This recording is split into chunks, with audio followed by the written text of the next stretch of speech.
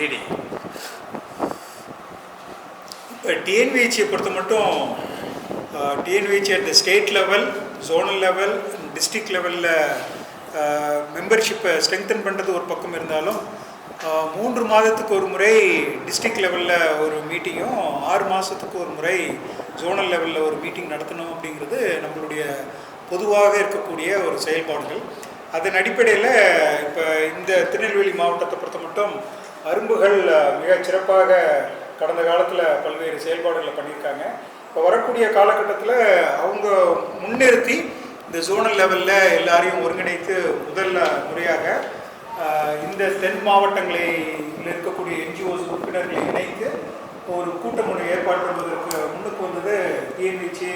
உண்மையிலே பாராட்ட கடமைப்பட்டிருக்கு. அதற்கு எங்களுடைய ரீஜனல் கோஆர்டினேட்டர் அதற்கு உறுதுணையாக இருப்பாங்க. இதைத் தொடர்ந்து ஒவ்வொரு மாவட்டத்திலையும் அந்த பிளாஸ்டிக் பயன்பாடு இருக்கக்கூடாது என்பதை பற்றி வலியுறுத்தி பேசுவதற்கு பல்வேறு முயற்சிகளும்,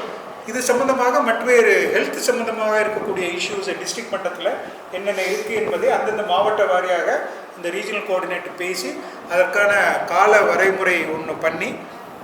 இந்த மார்ச் 2015க்குள்ளார இந்த பயிற்சியை தென் மாவட்டத்தில் இருக்கக்கூடிய அனைத்து உறுப்பினர்களுக்கும் இந்த பயிற்சி சேர்கிற மாதிரி ஒரு ஏற்பாடு செய்ய வேண்டும் என்பதை இந்த கூட்டத்தின் வாயிலாக நான்